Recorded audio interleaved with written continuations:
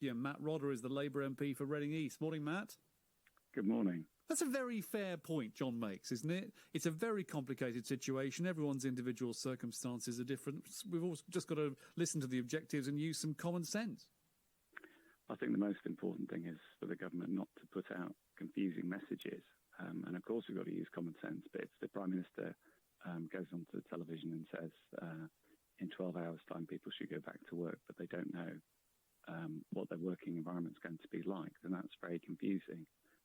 So I think there needs to be common sense, but there needs to be common sense from the government as well. The government needs to avoid putting out confusing messages like they did last night.